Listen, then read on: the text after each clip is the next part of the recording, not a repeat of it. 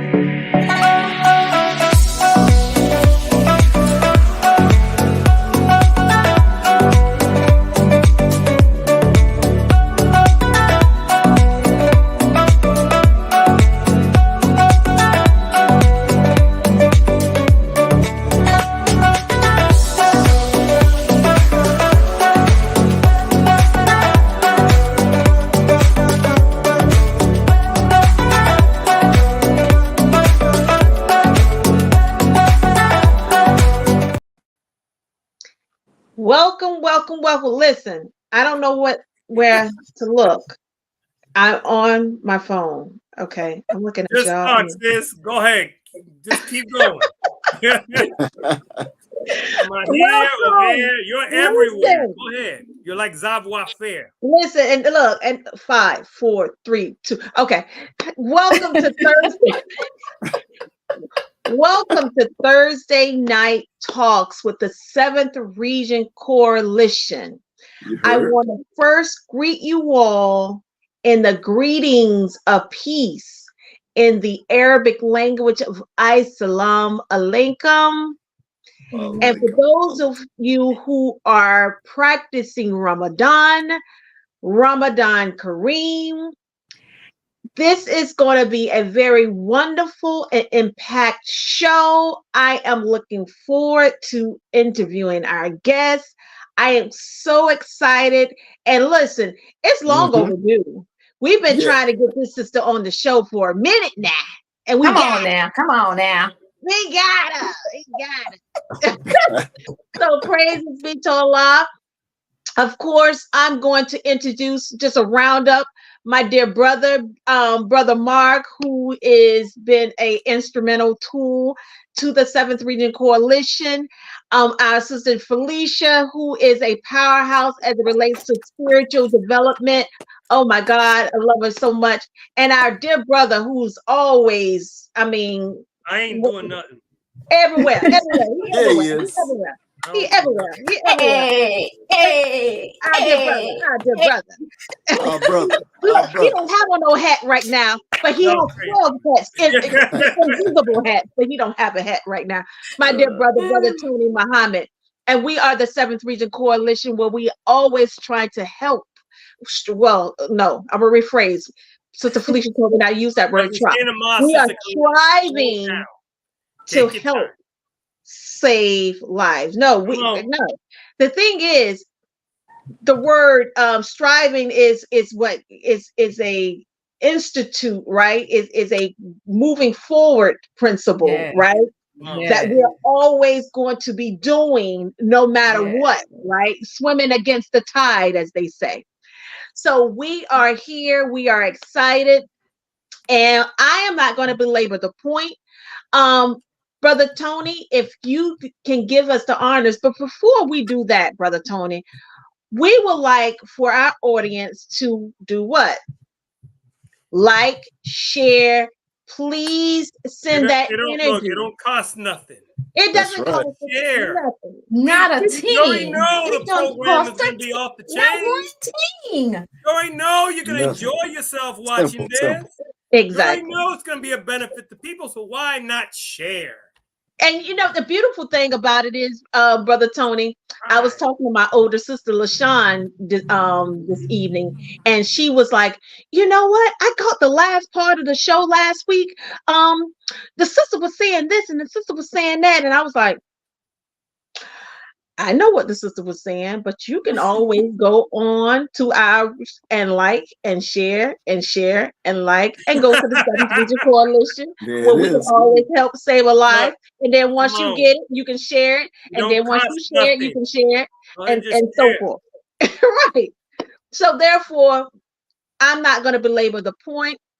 Brother Tony, I am going to hand the baton to you so we can put together the ministry of what we will be discussing tonight. Absolutely. Thank you, Sister Kalila. I seek refuge in Allah from the accursed Satan. In the name of Allah, the Beneficent, the Merciful, the one God to whom holy praises all forever due, the Lord of the world who came in the person of Master Fard Muhammad. That's right. I am forever indebted to Almighty God Allah for showing his divine favor of Black people and the aboriginal peoples of the earth in raising one from among us, the rejected and the despised. I speak none other than the most honorable Elijah Muhammad, the exalted Christ, and now Mahdi, the eternal leader of the nation of Islam. And I thank them both for the star student of the most honorable Elijah Muhammad in our midst, who is the Messiah of Allah's Christ in our midst today. I thank Allah for the Honorable Minister Louis Farrakhan. Assalamu alaikum. Peace be unto you. Buenas noches. Sac passe. All that good stuff. Right. Welcome to Thursday Night Talks with the 7th Region Coalition to help save lives. And of course, for those observing the Ramadan fast, Ramadan Mubarak, which means Ramadan Kareem. And see, the word Ramadan itself means a period of intense heat. Yes, sir. And see, we could be talking about the heat that we're experiencing here in South Florida right now, but we ain't talking about that kind of heat. That's right. That's the heat of the work of working within ourselves to help become more purified during this month. And we can't just do it alone. We need the work and the assistance of the ummah, of the community. That's why we come together in unity. And this is part of the unity series that we are on right now. I thank Allah for our student regional minister, Student Minister Patrick Muhammad, for assembling this team. That's right. Soon after the criterion message of the Honorable Minister Louis Farrakhan, and that was after July 4th, 2020. In which we all were on a mission. We were assembled for a specific purpose to warn our people about an experimental inoculation. I refuse to call it a vaccine because it's not that. It's just an experiment. And we warned our people, and we're still continue to warn our people about things that are experimental on our people and to people in general. And so we were set and put together to help save lives and warn our people about the truth and reality of what we're dealing with in this world. Today, and I wouldn't say recently because we've been doing this for a while, we're broadcasting these broadcasts thematically through the 9 ministries introduced to us by the Honorable Minister Louis Farrakhan in the midst of the Millions More movement in 2005. There are in total 9 ministries. And tonight we're going to be focusing on one that is very dear to my heart. All of them are dear to my heart, but this one I'm very dear towards because I came out of through this ministry itself. And it is the Ministry of Arts and Culture.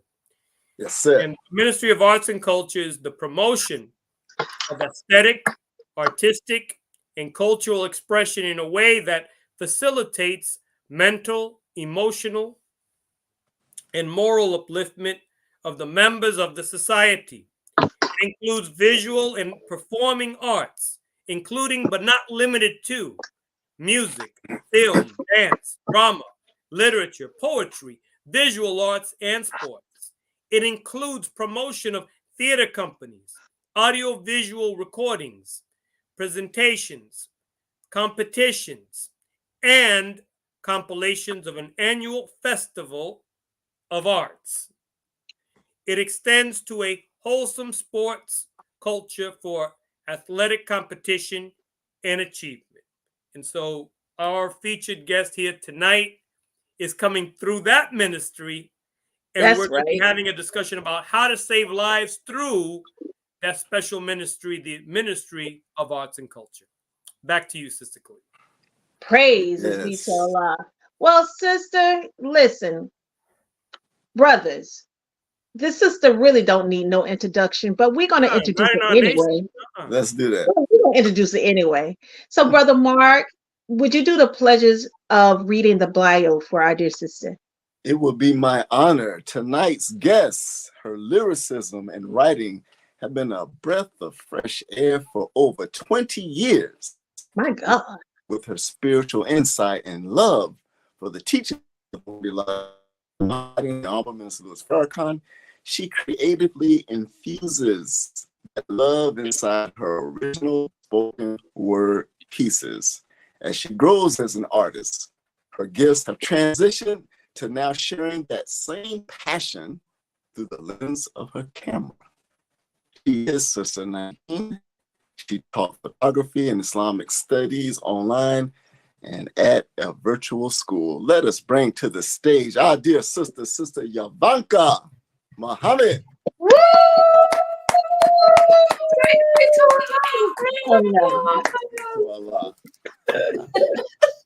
The great and mighty, mighty. Welcome, sister. Praises be to Allah. First of all, we are so excited to have you on the show. I know that your ears have been ringing for years because we've been trying to get you on the show for years, and now you're here.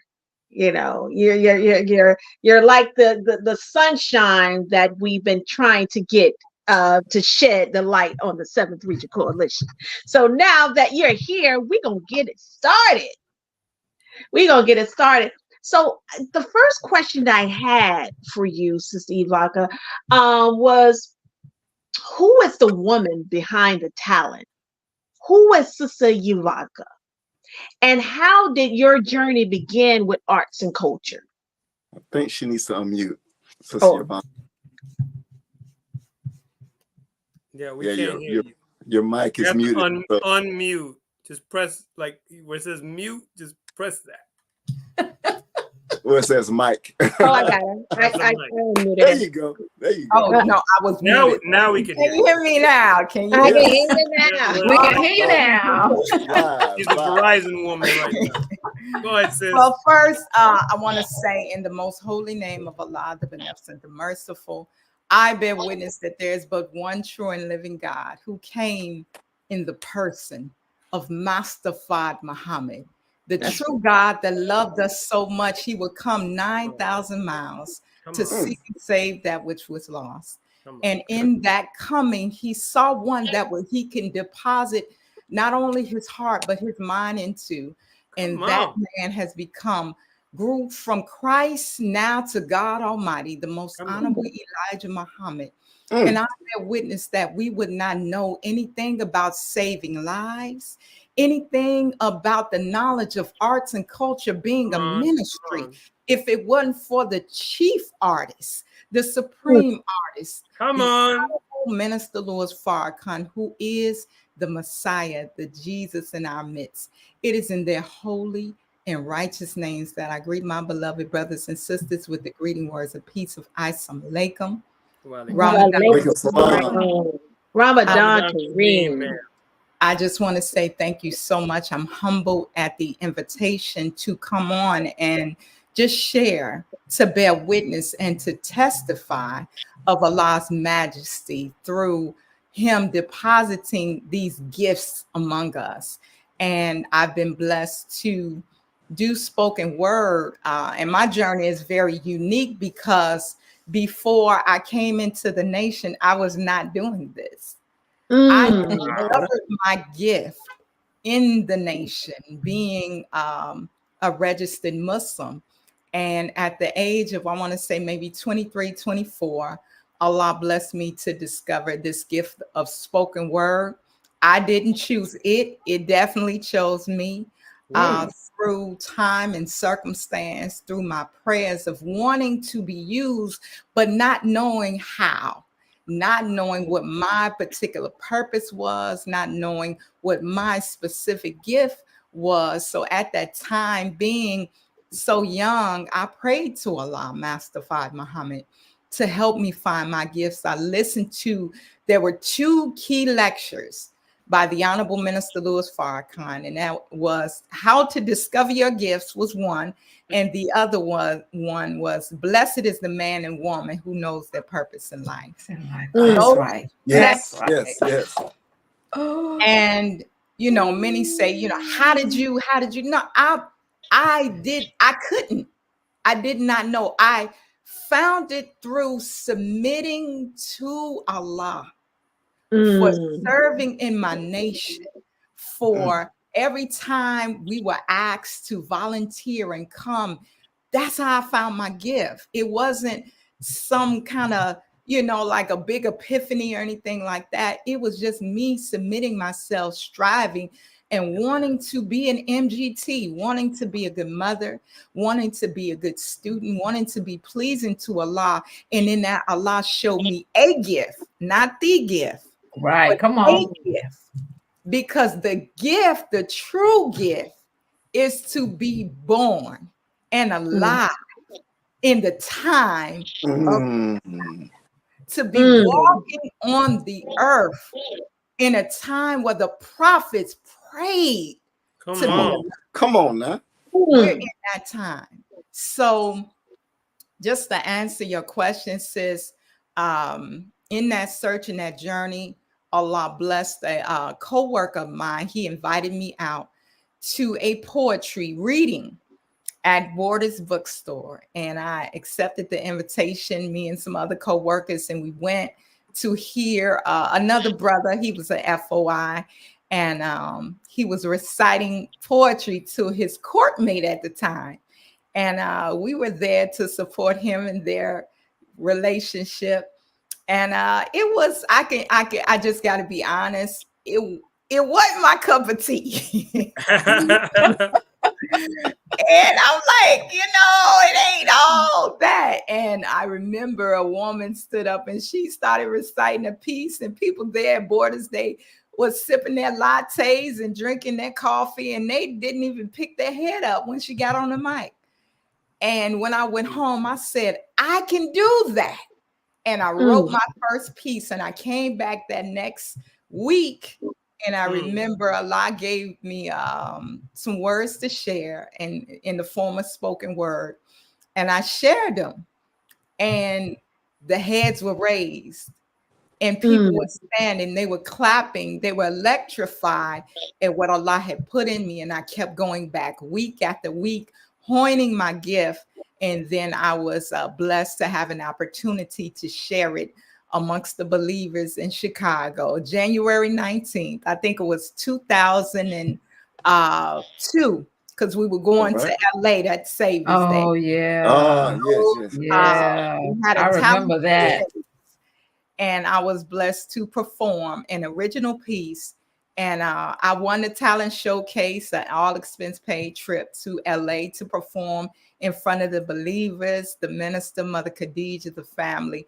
And from there, it grew. But honestly, again, it's through study. It's through prayer. People ask, well, who do you emulate? Who do you admire? What artists? And I got to go back to the Honorable Minister Louis Farrakhan. I would study his lectures, and nurse from his words and pray to Allah to give me words in the form of spoken word, and it would come out that way. So it's I'm still on the journey. I'm still a student of it, because it's not a lightweight thing. It's not entertainment. It truly is a ministry, because it's hip hop, and it allows the vibration to reach the youth, to reach a heart faster than maybe a conversation, than maybe a monologue. But this via called hip hop or spoken word is a faster way to reach the hearts of our people with the love and the wisdom and the teachings of the Honorable Elijah Muhammad, is taught by the Honorable Minister Louis Farrakhan. So I know that probably didn't answer your question, but no, it did. It did. Oh, yes, it absolutely did. Yeah, it did. Absolutely, it did. Absolutely. Sister Ivanka, I do have some a question, and see, like dear sister, we have history. Yes, sir. You know, and when we're dealing with poetry, it's powerful, because I remember when conscious hip hop, quote unquote, was it was going up and down, but when it was going to a low point, yes, sir. I personally gravitated towards spoken word in my life at that particular time. So that's why with your story, it's so relatable to me. We're really kindred spirits. Okay. When it comes down to this, because I would deliver spoken word among the believers here in Miami and in other places myself. But in terms of your activity in the nation, bringing spoken word to the believers and to our people in general, can you go elaborate a little bit more about what your highlights in terms of activity, things that go back, like when it came down to the Ministry of Arts and Culture conference and another place, and that was like about a decade and a half ago, Sister Ivanka, but things that we've organized and you have organized, if you could give some major highlights of what you have been able to organize in our nation. Well, with the help of Allah, because of course, nobody can do anything by themselves. So it's always been a collective group, but just being in the forefront to advocate for the artists, and Allah blessing us to be able to create a platform. I mean, many people don't know that we had spoken word and open night at some of the entities. And we were blessed to have open mic at Muhammad University of Islam, Salam Restaurant, and the Final Call building. And we were able to bridge different communities, even Islamic communities, together. And our brothers and sisters who were not registered in the Nation of Islam now began to come and want to fellowship with us through these open mic poetry sets. And it was, again, it was a group of us that began these open mics, but it allowed us to reach the community. I've been blessed to teach creative writing at many of Chicago public schools to our children, to our youth, to give them an avenue to express themselves and to be able to touch those that have said are not touchable, are not reachable. We've been able to been blessed to do a lot. I mean, I could go down the list because it's so much, but from the schools to the churches, we've been blessed to recite and speak at churches. I mean, even certain places of employment, people have invited me to. I remember they were having a sister invited me to, she worked at the U.S. Post Office. Okay. And she said, I want you to speak because they need to hear you. And I've been trying to get Islam to them, and they're having an event, and I want you to come. So in the highways and the byways, wherever the invitation is extended, we've been blessed to go and share, but make lifelong connections. And the connections have not just been on that one day and that one moment of time, but it's extended over years. So it's truly, truly just an I saw the request. They gonna come. Putting you on the spot. They gonna come. Yeah. They gonna come. Hold on, brother Henry. She should have known. They gonna come. She should have known. Hold on, brother Henry. Making the request. Hold fast, brother. Yeah, so I mean, it's just I've been blessed to write personal pieces for some of our beloved laborers in the Nation of Islam to speak and share at Mas Mariam on Sundays. This was a while ago, but I had the opportunity, Savior's Days, MGT class, wherever the invitation is open and Allah puts some words on my heart, you know, I share. It's not a thing like, you know, I'm doing it every week or, you know, but that's the activity. It's really when Allah opens the door, I go through the door. So, yes, sir. Praise be to Allah. Sister. Oh man. And Brother Mark, you're going in and out. Oh, Brother Mark. Yeah. You're in the void, Brother Mark. It's like Max Headroom right now, beloved. Computer love, what? And Roger Troutman, computer love. Somebody have to ask my question then. If you can't hear me. Okay, we can hear you now. That sounds a little clearer, Brother Mark. Right, go ahead and give it a try, Brother Mark. Fast. Sister Ivanka, if you can hear me. I can. Can you share some success stories on how you help influence others to pursue it? Okay, I think I got the gist of it. He asked if you could share some success stories of how you helped influence others to pursue their talents and dreams. Well, my passion has always been to inspire the youth, to just give them an example of our range in the Nation of Islam. I think that, you know, sometimes growing up and having children that are raised in the nation and those that are children that are born in Islam, they need to see different aspects of the way we have our culture, the way we express our culture. So I have been blessed just to have many success stories of different young brothers that I've taught over the years, and now they're grown men and they're moving and shaking in the world of hip hop. I mean, when they spit, it's like fire. Just to have different artists, you know, and I don't want to just put them out there, but you see them, you know them, they're very popular. And when they were younger, I was blessed to teach classes of spoken word. So that's one success story. But I think the greatest success story is to just show what submission looks like.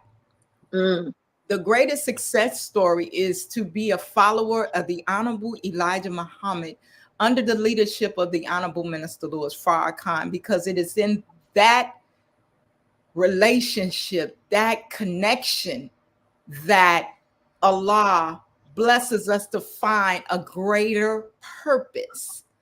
I would not know the greatness of myself if it were not for the love of that man, for his teacher, for our Father. I would not know what an artist looks like, the aptitude, the time spent, the devotion, the work that he has put in to, because we're not confined to the art. The art is, again, it's just an aspect. It's like a diamond. A diamond has many facets, but you don't look at only one facet. You like to turn the diamond around and look at the many facets of the diamond. And it just takes me back up to the words of the Honorable Elijah Muhammad when he told the minister, you remind me of David, because of David being the artist, but also being the one who has the heart of God and the love of God. So to me, success is not just what you can do as far as the spoken word, meaning as an entertainer or whatever, but How many people have you brought to the Lamb of God? How many people have you helped change their lives, and now they're eating better, they're living better, they're mothers, they're better brothers, and just as that's all of our testimony as being students, we should be able to look at those that, because we've been in their presence, their lives are better. So I'm blessed, brother, every single day to have a success story. Every day that Allah blesses me to share the teachings of the Honorable Elijah Muhammad, through what the minister is gifting us and giving us, that is success. When my children become registered Muslims, and I'm looking at my sons as adults, and now they're fruit of Islam, and my children are being able to go to Muhammad University, and they're saying Allahu Akbar and wanting to say their prayers and learning Arabic, but have a love for Islam because of what I've been blessed to come encounter with. So I can't just encapsulate it to just the arts. Again, I'm a Muslim artist. But I'm a Muslim first. And that to me is the greatest success story, when we can say that we are with the third most powerful man in the universe. Come on. Success. And to know who he is, to know God by his first name, that's success. To know you're loved and beloved by the God, that's success. So, I mean, I could go on and on and on, but Brother Mark, to answer that question, that's the success story, to come from death into life, into these teachings. That's the success. So, yes, sir. Sister Ivanka, your powerful testimony brought Brother Mark's Wi-Fi working again. Thank you. Look what you did. I appreciate it. That's the energy. Energy don't lie now. Another success story. Oh, praise due to Allah. Thank you, Sister Donna. I love you too, sis. Praise be to Allah. All right. Sister Felicia, are you? You're on mute. I'm talking and I'm on mute. Okay. Oh, yeah, I think that's we the were theme wondering, today. I think it's the theme today. Being on mute and still talking. Okay. Go ahead, your voice will be heard. Okay. When Ivanka dropped this piece, y'all gonna see the lioness. Okay. Listen, anyway. I'm ready. And Brother Henry is too. Right. So with that being the case, Sister Ivanka, can you and will you take us on a journey through your creative process with poetry or photography? So look at it like this: if I was a fly on the wall, how would I see you preparing yourself? That's a great question. And the preparation, honestly, Fajr prayer, meditation, reading the Quran, and sometimes it's fasting, and just allowing Allah to really download the words and how he wants me to put the words together, and to really just surrender and allow myself to be a conduit to how he wants to use me. And that's the process. That's the process with the spoken word. That's the process with the photography.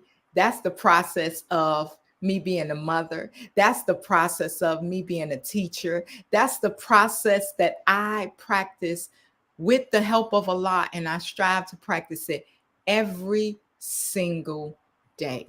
Just keeping my connection strong with the connector, the source of strength. I mean, it's I don't have this real deep, and I go, and it's like, no, it's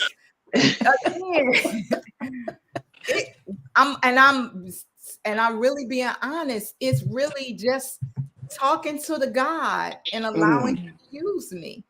And that's the everyday process. I remember someone shared with me one time about the minister, and he shared, and he said the minister, he heard the minister say that he says Bismillah every time he begins something. Before he's about to walk out the house, before he's getting in the car, before he engages himself, and he calls on Allah. And I think that because of that, it allows the words to have an impact. Absent that, the words have no impact. Yeah. Yes, praise be to Allah. Praise be to Allah. Prayer witness. Sister Yvonne, what advice would you give others who aspire to use their talents and influence to promote unity in a cohesive through arts and culture? The first advice I would ask the question, are you going to your classes? Come on now. Are you in the process of becoming a student of the Honorable Elijah Muhammad under the Honorable Minister Louis Farrakhan? Because it's in that process that Allah will speak to you and through you, through your brother, through your sister, to show you exactly step by step how to go. For me, because I was in the process, I was able to meet sisters and brothers like a brother Tony, like a sister Felicia. I have sisters in Chicago, my sister Amila, my sister Bridget, and sister Lizette, and sister Charlene, and these beautiful sisters, sister Abasaya, where they help me. Now they serve in different capacities, but they help me become an artist. Because they're able to, because we're in the work together. So we might have been on check posts or, serving that like at the Salam or something. And I say, I had this line that came to me, and they would say, oh, Yvanka, when you said it like that, that really had an effect on me. So it's in the work. It's in this mission that we find everything that our hearts desire. It's not outside of it.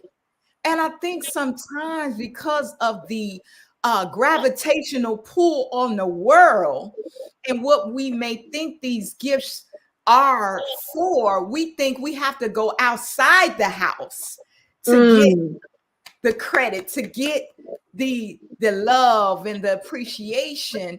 And I had a sister tell me one time that, I'm gonna just be straight up with you. If you really wanna, pop as an artist, you need to go outside. And I said, I don't want that kind of popularity. Right. I don't want that kind of fame. I don't want that where I have to leave what gave me the gift. Right. To be better at the gift. If I can't do the gift where Allah has placed me, the Honorable Elijah Muhammad said, don't go where you're not wanted, or don't go where I haven't put you. He didn't put us out. So he didn't give us the gift to go and leave the very thing that is a blessing for us. Right. So stay committed. Do keep your duty to Allah. And then you keeping your duty to Allah, Allah will speak to you personally, specifically, and in detail on what it is for you as an artist. You don't have to strive. We think we got to struggle. No, the struggle is when struggle is ordained, but certain struggles you don't have to go through if you submit your will. When we're self-inflicted. when you're fighting Allah's will for you, then that's where you run up into trouble. But ease comes even in the difficulty if you just submit to the process and you stay in the process. So that's the advice I would give, because that's the advice that was given to me as a mom. Outside of this house, I'm nothing. Come on. Outside of these teachings, I wouldn't even be on the show. Outside of what the minister is giving, it's not me. I'm just a product of the power of the teachings of the Most Honorable Elijah Muhammad. And I know I keep saying it over and over again, but no, we got to. We have to keep saying it over and over again, because we're lights in this dark hour when we submit our will and allow ourselves to be used in the proper way as examples of what submission looks like. So, and Sister Ivanka, through submission, our gifts and talents will come out, and you are a living testimony of that, dear sister. Crazy. And I do have a question, and I relate to this wholeheartedly because I have a camera stored away, and I'm a poet too. Yes, sir. I didn't take it as far as you did. You got that big lens on your camera, and I've seen your work, your beautiful work in terms of your photography. You have to have a certain eye when it comes down to photography. Likewise with poetry. And when I'm talking about an eye there, it's not. I'm not talking about these eyes right here. If you could expound a bit about the connection of the art of poetry and the art of photography, and how you got started. What's the connection? How did you begin with that expansion from because I'm not going to call it there's no disconnection there. Poetry and photography. The connection is me. Come on. It's another aspect, like we talked about the diamond. It's just another facet. And if Allah chose for me to do something else, I believe I would do that well, because we have a master student in front of us. So how can we not be masters? And everything we touch, everything we put our hands on, so it's just the expression of photography, the expression of poetry. But again, I have a great example before me. So the connection is the same passion, the same love. But again, it was from a prayer and me asking Allah to help give me something that I could financially sustain myself, a skill set that was unique to me. And I have been blessed to be on the Final Call production crew. And I wanted to be a videographer initially. And then a good friend of mine, a good sister of mine by the name of Sister Gina Muhammad, had offered for me to look into photography. She said, with your eye, you would be good. And in that word, she said it, and I literally that day went online looking for cameras. And I didn't have a camera at first. I had a phone. I started out as a photographer using my smartphone. And so it's the device. It's not the device. It's the person, Right. You everywhere you go. Right. Come on. So I just put myself in it. Allah gave me a tool, and the tool was a camera, but it's like you said, it's the eye of Allah, So he'll show me a shot. He allowed me to hone the talent through my sisters here in Chicago, Sister Saudia, Sister Tyra, And all of my friends, I said, can I do a photo shoot? I do it for free. And they allowed me to practice. And I studied it. I didn't go to school for it. I've only been doing it since 2018. And I said, with the help of Allah, I'm going to teach myself through online. I would go on YouTube universities, learning certain things. And I studied and I put my all in it. And through it, I've been blessed to just take some great, amazing pictures of certain things. I've been blessed to take pictures of the modest, of for Imam Sultan, for Brother Saad, and a lot of our laborers here, and just different. My sisters and brothers in Memphis, that's my Memphis family. They blessed me to come there and do photo shoots there, Grand Rapids. So the connection again is, it's me. It's the same process. It's the same thing, you know. And I just have really been fortunate to be able to share. That's all. Well, you know, you always have an invitation to come down south. The 7th region, like all over the state of Florida. Right. You're always welcome down here. Because the 7th Region Coalition, we do need, you know, we do need some pictures. We do need some photography, and we were trying to actually do it during Savior's Day, but you know, Savior's Day is not. It's not a vacation. It's work. So it's work. Every time we saw each other, we were working. Yeah. But that's one of our goals, to actually take photos of, you know, of the 7th Region Coalition, and just to captivate that that essence of just being, right, just existing. And I think that, you know, like you said, sisters who I have saw your beautiful, beautiful art of expression through photography. I mean, it is breathtaking. It's really breathtaking. So I praise, I think, hey, look, I want to be breathtaking too. So you are always welcome to come down. Yeah, absolutely. Praise be to Allah. And continuing, I want to go to this particular question, dear sister. Yes. And he'll be able to read the question this time. Don't leave Brother Mark alone. I know. Thank you, Sister Yvonne. I see what I go through.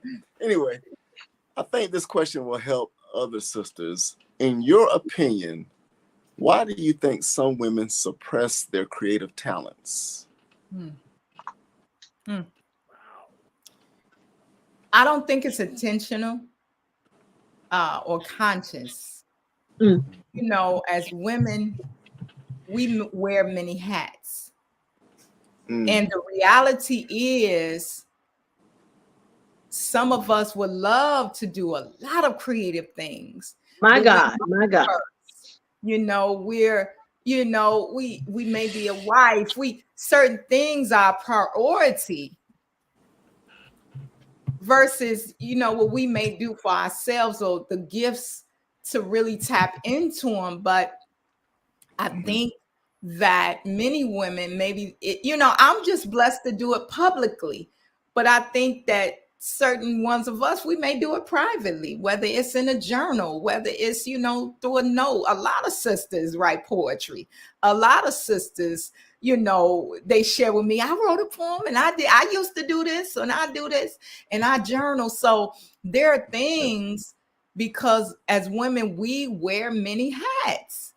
And I don't think that I wouldn't say, you use the word suppression, and that word is,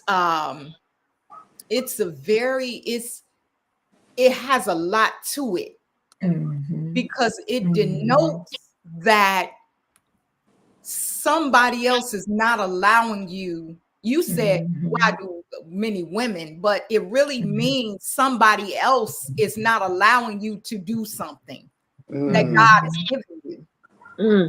And we don't know the backstory. So I can't speak for many women, I can't speak for the why in general. I can say at one time, personally, my gifts were suppressed because I've allowed myself to not really see my true value. Come on. I see my worth in the eyesight of Allah, and I let others give me the definition of my worth. I let others set the parameter of where I can go and how I can do it and what I can do. And I think that we are so divinely gifted to have the Honorable Minister Louis Farrakhan do a study guide entitled Study Guide 19. Yes, yes. Study Guide 19, you read about Mariam, and he's teaching us the standard of women. And as you're going through this study guide, you're walking through the footsteps of the different women in the Holy Quran. So he starts talking about Mariam, but then there's a mention of Hagar and the suffering and the sacrifice that these spiritual women go through because Allah's doing something. So I want to say that we have to be very careful, because to judge if a woman's gift is suppressed or not, because she may be pregnant. Allah may be hiding the gift because it's not time. And at the right time, in the right season, she's able to manifest the gift in the way where the gift is not under the confounds of constraints, because the minister teaches us that the woman, she has 2 wombs. So we don't know what's going on in the womb of the woman. So we can't judge it. And I don't want to, again, I can't say what is being done. I could see the freedom of women. I don't see the suppression. I see the freedom of women in Islam, specifically in the Nation of Islam.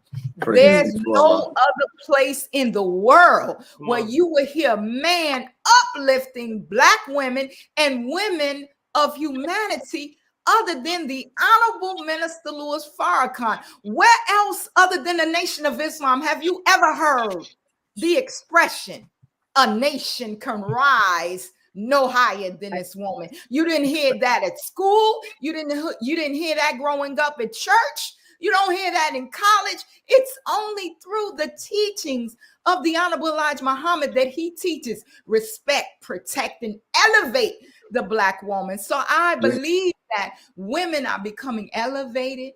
Women are growing into their gift, into their power, but most importantly, their value to Master Fard Muhammad. And when we see our relationship with the God, that's what 19 means. God and his woman. Come on. The 9 representing the woman, the one in front working with the 9, through the 9, and for the 9 to bring about a new reality. Yeah, come on. All right. That part. Student minister. There she is. And she is. That's right. And she is. That part. we do have as we're winding down, dear family, we do have a question from our audience. As we know, there are different various styles of poetry. We're going back to poetry, Sister Ivanka. There are different styles of poetry. And Brother Henry, again, he asked a question. Do you believe a literal approach is more influential in poetry compared to a metaphorical style? I believe that we can't put it in a box. Right. Some people may be affected by the literal. Some people may be affected by the metaphorical, but I don't want to leave nothing off the table. So the minister said, when we're fishing, we can't put what we like on the bait. We got to put what the fish likes on the bait. So the answer is, what's the goal? Right. So based on the goal or the end game, then That's what you are blessed to convey. Sister Ava, in one of her talks, may Allah be pleased, she said we have to have a command of the language. Oh, yeah. And when we have a command of the language, we're able to affect the heart. We're taught that thought travels 24 billion miles per second. And it takes 8 minutes and 20 seconds, as we're taught in Closing the Gap. The minister teaches us to, if you come upon a sick person, come on, 8 minutes and 20 seconds with the right word coming from the right heart, it can make a sick person well. Yes, so it's the goal. You know, what's your goal? If your goal is to entertain or some fancy wordplay, the metaphorical, maybe that's the key. But if your goal is to allow Allah to use you, you don't want to put yourself in a box. You want to just feed off the word and let the word do what the word does. Play on words. Look, I can relate to what you're saying completely, because when you're there with your pad and you're writing, you allow Allah to take you wherever He's going to take you. You can't just put it in any kind of boxes you put it. You move according to the spirit that Allah is moving you in. Excellent. Absolutely. Yeah. Thank you so much, my dear brother, for that question. Sister Kalila. Yes, ma'am. Yes, sir. Yes, sir. Okay, so listen. Look, Sister Kalila. What you mean? So Ivanka, Sister Ivanka. Yes. Sorry. With arts and culture increasingly being removed from the public schools curriculum, what kind of effect do you believe this is having on our youth today? Well, the Honorable Elijah Muhammad said, those that won't treat you right won't teach you right. So that's by design. But they plan, and like the Quran says, Allah plans, and Allah is the best of planners. That's so right. Allah's plan. What that does is make our young brothers and sisters go into the laboratory. It may be a street corner, it may be over a friend's house, it may be in their own private space, and create. And then they have that in that isolation, it's just them and the God. So Allah, He knows best where to place His message. He's doing something. And in them extracting the arts and culture, they took God after school. God is not even in the school. Fact. They're teaching our children, so much garbage. And yes, garbage. But again, it's all a part of the greater plan for our youth to become even more creative, because hip-hop ain't started in the school. Hip-hop wasn't giving birth, it was giving birth on a street corner. Right. And if you want to go back to the grandfather of hip-hop, the blues, the bebop, and all the other genres that we use, it didn't come in where we expected it to come into. It came out of the suffering and the pain of our people. That's right. So the minister said pain is the mother of creation. Come on now. How to give birth to a God. All right.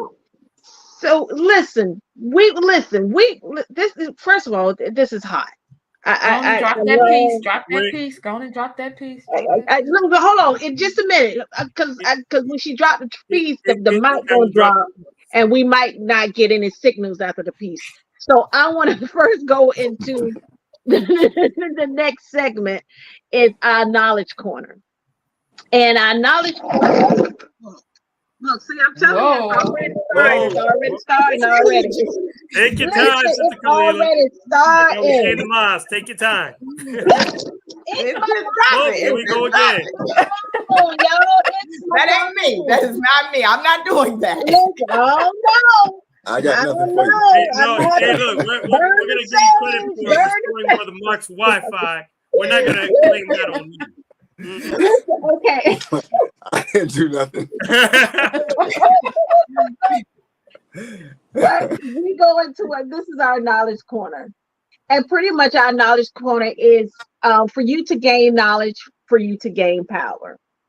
And with our knowledge corner, we have actually identified the needs of arts and culture.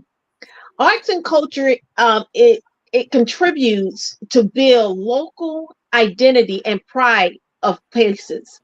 It also aids in the development of both social capital as well as building connections amongst people within the community and building bridge capitals, which creates a link between different communities. Art fluence culture. Culture fluence art. Arts and culture plays a very important role in life.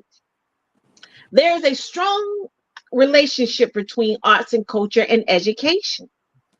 It improves both personal and academic success from the beginning of a child's education through the time of an adulthood and their career.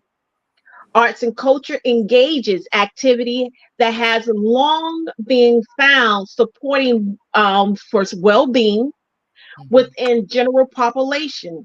In particular, some communities of arts and culture involvement during COVID-19 pandemic has actually gave a more invasive resource of mental health as well as well-being support for many, many people across the globe. And that is our knowledge corner. Sister So Kalila, I wanted to get that out of the way. Can I make a real quick comment, Sister Kalila? Yes, Very absolutely. important. See, the arts and culture community, especially with us in the Nation of Islam, our people are in need of this more than ever, especially young people, because what is replacing arts programs in schools now is they've removed all arts programs, and what's replaced it is testing, and more unnecessary testing, and it's causing all this confusion on the part of children. They don't have much outlets.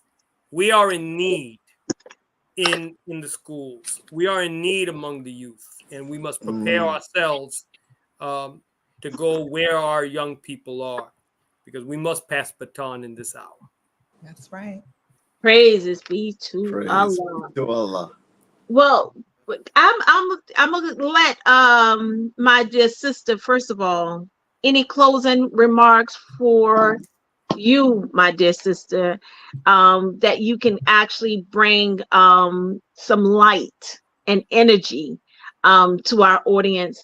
And when you do present that, after you present that, can you bless us with a nice poem? Yes. Especially for Brother Henry. Brother Henry been waiting for a whole hour. And we want to definitely hard. Bless Brother Henry, please. Please. Well, closing remarks, I would say, is to go as soon as possible to NOI.org and listen to the Honorable Minister Louis Farrakhan Savior's Day address. That address, he said, was my goodness, it's so much in that that I believe that as artists, as our young brothers and sisters are being expressive, he gives us a via or a way that we can use our gifts of expression to stand up for the atrocities of what's going on with our Palestinian brothers and sisters, our Haitian brothers and sisters, our African brothers and sisters. You mentioned arts and culture as really a healing tool, but it's also a form of revolution. It's the voice of revolution. And you know, the expression, the pen is mightier than the sword.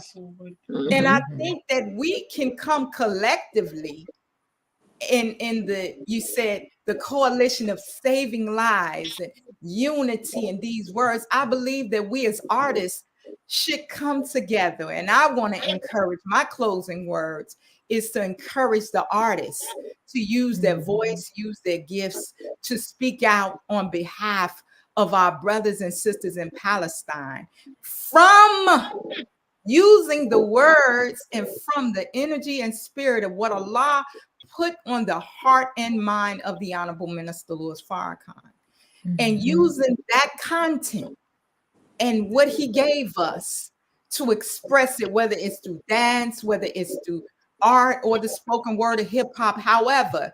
But I want to put out a call to the artists. I would like to reach out to many of the artists that we come together.